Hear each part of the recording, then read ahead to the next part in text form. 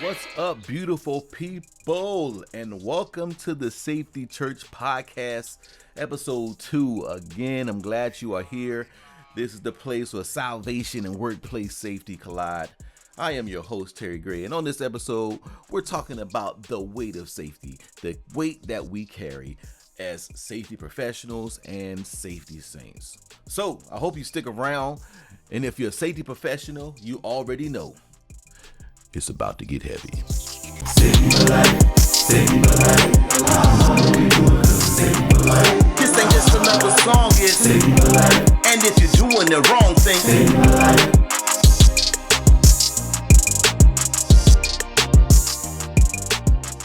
All right, welcome, folks, back again to the Safety Church Podcast.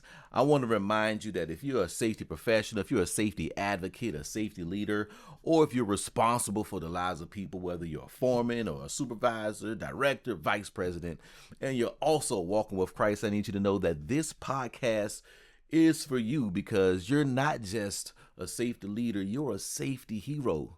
And people need you. So always remember to empathize, empower, engage, and enlarge with safety and with your organization, with your family, with your friends, because safety matters and we're here saving souls and saving lives. So we're back up and running, and here we are again, ladies and gentlemen, what I call in season 1. Though I had previously launched before, this is a relaunch. So I'm excited to be here, and we want to continue to talk about under the subject of stewardship and responsibility of saving souls and saving lives. And as we get this thing going, what we're talking about today, as I shared with you last time, so we're talking about the way we carry as professionals, the way we carry as believers, the way we carry as safety professionals, people who look up to us, people who are expecting us to care for them and protect their lives. We're doing the hard work and carrying the work that lots of people don't necessarily want to carry, because if we're honest, we know that safety, leadership, and it's heavy. And it's oftentimes a thankless job, and we carry the weight of people regardless of that. We continue to do what we're supposed to do, even when people don't want to do their job. So today we're going to jump into some scriptures today. One scripture specifically that I want to share with you is going to be Galatians chapter 6, verse 1 and 2. And when we jump into this, we're just going to talk about it. I'm reading it from the ESV version. So if you have it, you can read it. It says, "Bear one another's burdens, brothers. If anyone is caught in any transgression, you who are spiritual should restore him in a spirit of gentleness. Keep watch on yourself, lest you too be tempted. Bear one another's burdens, and so fulfill the law of Christ." So let's go ahead and make the obvious clear here, the correlation that I'm probably going to make a lot throughout our time here on the Safety Church Podcast. And that correlation is that sin is often going to be synonymous with a safety violation. Safety violations and sin are oftentimes going to be synonymous, and they are synonymous in this equation, this example that we're talking about. And I want you to be aware of that, because there's going to be, again, we're making the correlation between safety and salvation, the two things, why both are important in the role that you play in both, and understanding that the weight that you carry is in both. So they're both synonymous, or should I say synonymous, same word, but spelling different, So safety violations and sin are synonymous. So as we are going through this, just keep that in mind. So with that in mind, let's talk about safety men and women and the weight that you guys carry. There's 2 sub points that I want to talk about, not necessarily my main points, but it's just some things that I want you to be mindful of as you go forward in your safety journey, your safety ventures. And one of those things, the first thing is that not only do you carry the weight of safety, you also carry the weight of the cross. That means that you're being an example to people who don't even know that you're a Christian, but you're also, and you're carrying that weight, but you're also carrying the weight and the burden of being somebody or who will be a representative of Christ in the workplace or wherever you are, because we know that safety isn't restricted to work, but we harp on safety a lot at work. So knowing that the weight that you carry is not just the weight of safety, but it's the weight of the cross that you have to carry as we're talking to people. And the second thing I want you to know is that you must be true to your profession as a safety professional or your safety role, but you also must be true to your confession, right? So if you confess Christ, you must reflect Christ. If you confess if your professional is a safety individual, that's what you should be doing. That's the things that you work on. Those are the things that you focus on. So you can't just focus on your profession. You also have to focus on your confession, because people are watching you both ways. They're not necessarily looking for Christ, but their souls long for it and they don't even know it. But you have to be a representation of that confession that you've made as being a believer in Jesus, and as a representative of your profession as a safety professional, doing what it takes to make sure that people are safe. Those things are hand in hand right there, right? Those things, they're similar and in practicalness of safety and in the spiritualness of salvation. So knowing again, you don't just carry the weight of safety, you carry the weight of the cross. You don't just have to worry about your profession, but you have to also worry about your confession. So I'm going to go ahead and jump into this. Let's look at this first scripture and how I want to kind of talk to you about this weight that we carry. So verse 1 says this: brothers, if anyone is caught in any transgression, you who are spiritual should restore him in a spirit of gentleness. Keep watch on yourself, lest you be tempted. Now, so it says, carry the weight, knowing what's right and holding others accountable to what's right, is what it boils down to. If you think about that scripture, it says, hey, brothers, anyone caught in transgression, anybody who caught doing a safety violation, anybody caught with their safety glasses off, anybody messing around with lockout, tag out equipment when it's supposed to be, they're not supposed to be messing with it. They are affected person or impacted person, right? They don't got their steel toes on. You who are spiritual, and in this concept, you who are spiritual are you who are aware, you people who know what's right. You are the saved. You are the saint. You are the safety professional. You who are aware, you who are spiritual, you who are informed, you who know the right things to do, should restore the person who doesn't. Notice this.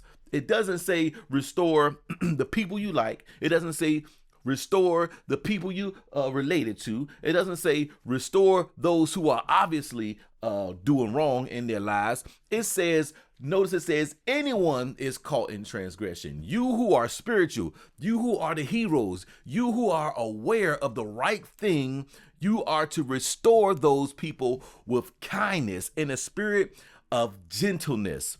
And the spirit of gentleness. We know what this highlights to me? Two things. They're not necessarily in the order in which I say them when I talk about the values of the safety man movement, but it says restore those, right? Restoring, that it is empowering them to do what is right, taking the correct information and empowering them. You know what that is?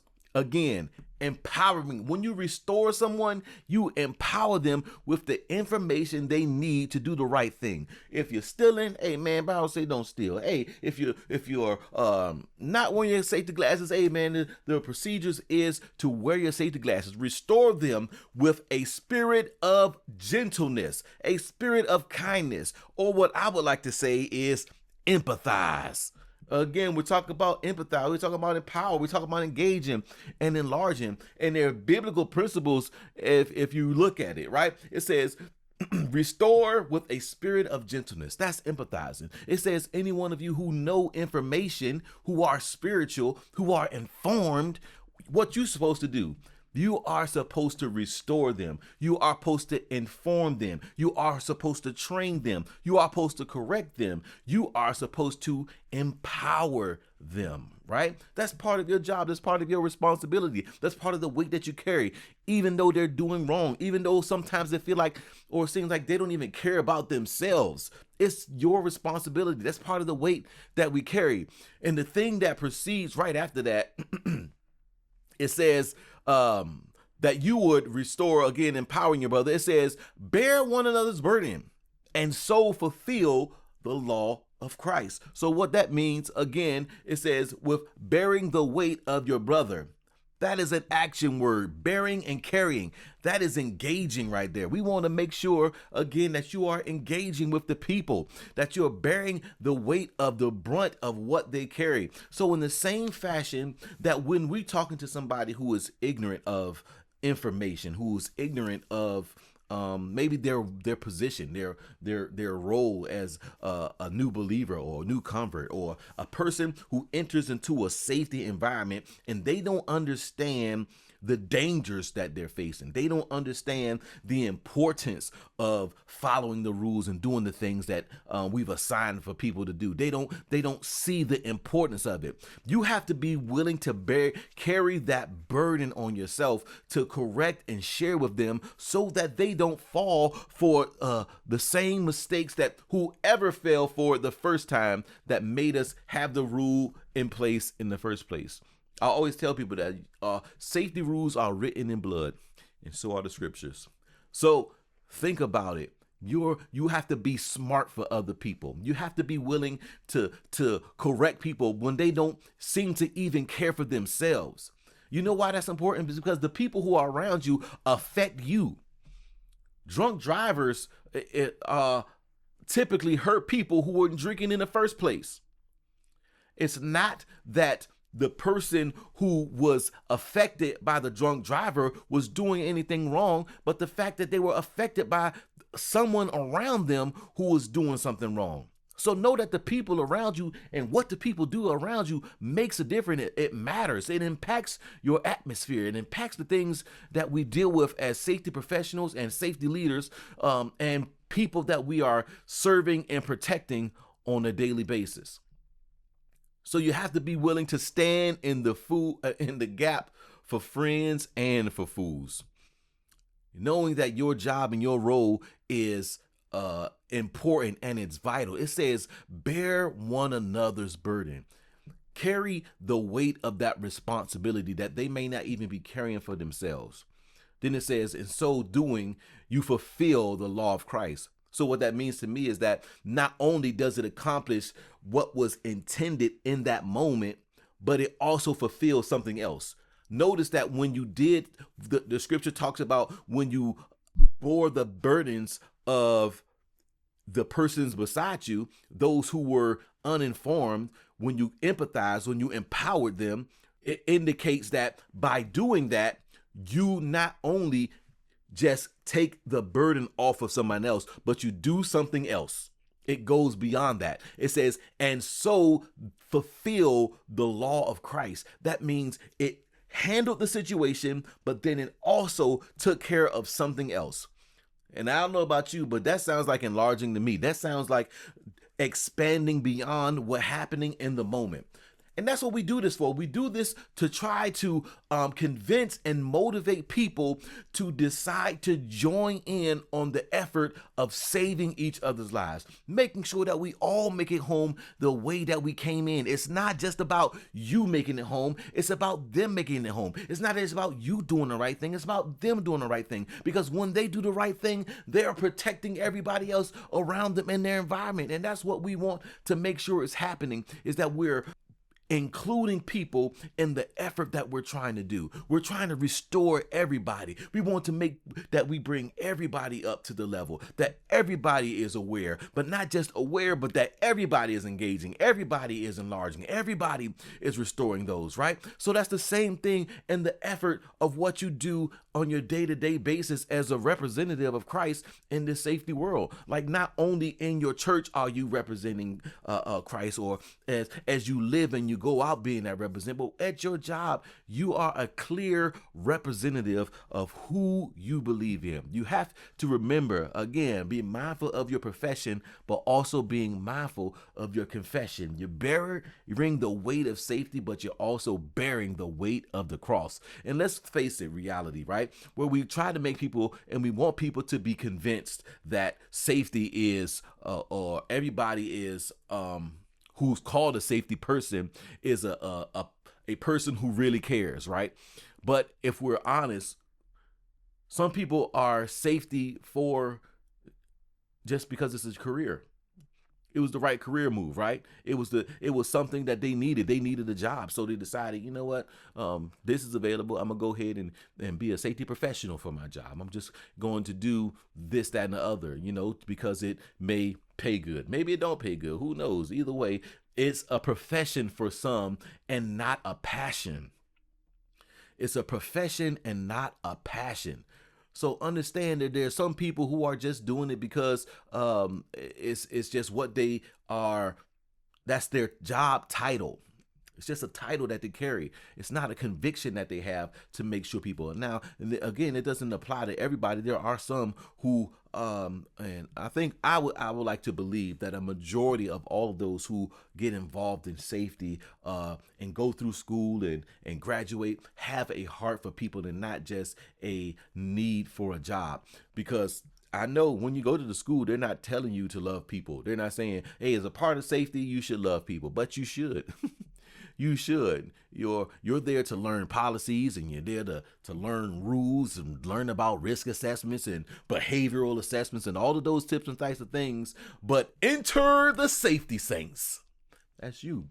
You who actually love people, you who actually care about the lives of people, not just in this life, but in the life after. I'm telling you, man, the weight that you carry is so much bigger than the moment that we live in. It's so much bigger than what we see on a day-to-day basis being performed by other safety professionals. You have a greater part to play. There's so much that comes along with you, and there's a weight that you carry, and it's not necessarily easy.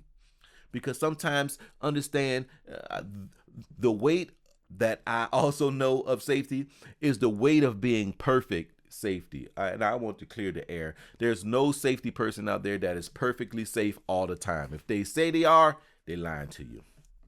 Say it again. If they say they're perfectly safe all the time, they're lying to you. It's the same way. Are you a perfect Christian? Are you a perfect safety person? One time I used to walk. Everybody used to walk, if you didn't have a car. But I used to have on my car a license plate that had said safety man, right? But what I knew about myself is that on the interstate, I'm not going to always go the speed limit. Yes, I know I'm a representative, but here's the rules in Virginia. If you're in the city, you can go 5 miles over. If you're on the interstate, you can go 10 miles over. But really, to play it safe, you go 8 or 9 miles over, right? Unless you're going with the flow of traffic, which could be above 10 miles an hour, but you don't want to impede traffic. That's for the people to get over into the slow lane. I'm not necessarily a slow lane person. I am a defensive driver, and I make sure and watching around to make sure everything is right. But I had conviction in my head when I had that license plate on my car. I was like, man, how can I be speeding? And I say, hey, man, safety man right here. So there was a weight that came along with me wearing and carrying that name safety man, even as safety man, that people pegged him. I said it. I said it clearly, and I say it clearly in my presentation. I am the safety man, and I get everybody to say it. I get everybody say, I am the safety man, and they say it and they repeat it. Or I'm the safety woman. Whatever you want to say it. And then they scream it loud, and everybody shout it, and everybody's convicted in that moment that that's who we are. But then wearing that badge comes with a weight, because people are going to judge you. As soon as you don't do something right, they're going to be on you. But you always have to try to be mindful. The same way we do with our Christian walk, they're watching you to see, are you going to represent Christ all the time? Where sometimes they just looking for you to slip up. They be looking for you to mess up. They be looking for you to mess up. But we try to strive our best to do what Christ does. And are we perfect? No. Are we always get it right? No, we don't always get it right. And being a safety hero doesn't mean that you are soft. It doesn't mean that you are a pushover. It doesn't mean that at all. You're really the epitome of protecting people, right? You're doing what other people don't want to do. They literally place their lives in your hand and their jobs in your hand. But it's not being soft. Jesus wasn't soft. He was, sometimes he was moved with compassion, but sometimes he flipped tables. Sometimes he flipped tables. Sometimes he's angry. And it's not necessarily about which one is right or wrong, but it's really about knowing when to do what and how to act and how to respond, how to behave when we're dealing with these different attitudes, these different characters, these different types of people. We always are encountering new people. Where I work currently, we have thousands upon thousands of people who work there and people you encounter. I'm not necessarily, I'm not in the safety department, so I don't deal with as many people as a safety professional would, because they travel around the whole facility encountering all of the different attitudes. And because you do that as a safety professional, somebody who's doing that all the time, walking around, I have to do it as a representative of my crew, as I'm trying to encourage them to do the right thing and motivate them to care for themselves and whatnot. But as you're going around and dealing with all those different people are looking at you. They're seeing you in a light, and you have to be willing to let that light shine. You have to be willing to be who you've been called to be, who you've been designed to be, And what we do as safety leaders is carry the burden so others don't have to. We carry the burden so others don't have to, with the intention that they'll be willing to join on board and carry the burden too. So maybe it's more better to say it this way. We carry the burden of those who are not willing to yet. We carry the burdens of those who are not willing to yet, but we're constantly working and pushing to try to get those people to follow the ways, follow the rules, and follow the policies, and follow the procedures. The same way we try to make people follow the policies and procedures of the good book. That's our policy and procedure of life. It's what we follow. Jesus is our example, guys. We know we strive to be more like him every day, and he's the safety hero of the world.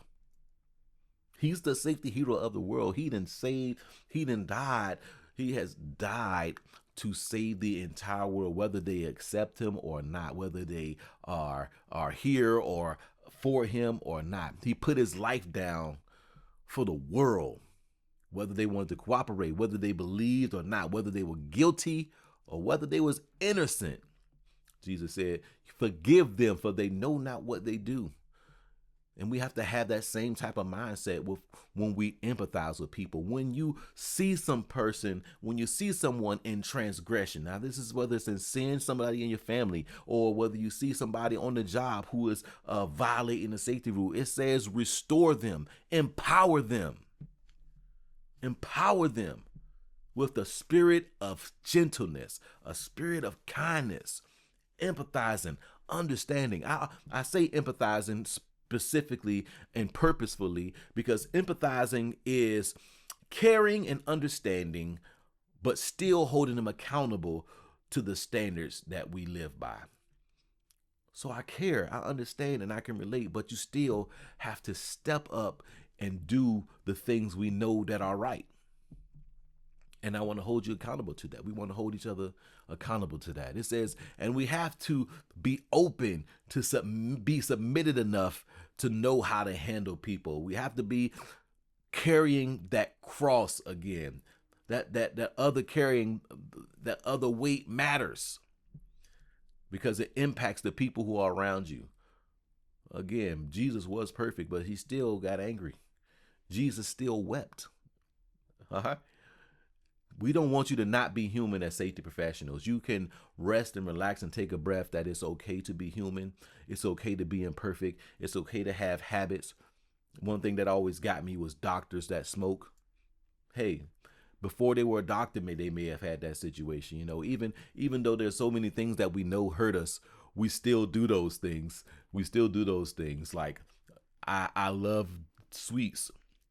They're making me huge, but I love them. And I know that they're not good for me. I'm trying to curve off of it. So I have to think about those things. Just because it's not a cigarette doesn't mean that there's not something that I'm doing that goes against what I'm trying to live for and what I'm trying to represent, right? The things that I want to do, those are things that I don't do sometimes, right? Like Paul was talking about. But we push and we press toward the mark of the prize of the high calling of Jesus Christ. We want to make sure that we are willing to carry that weight and represent him in the workplace. The same way that you're committed to making sure that people know that you're the safety man, that you're the safety person, and that they should be doing the right thing. We have to do those things full circle.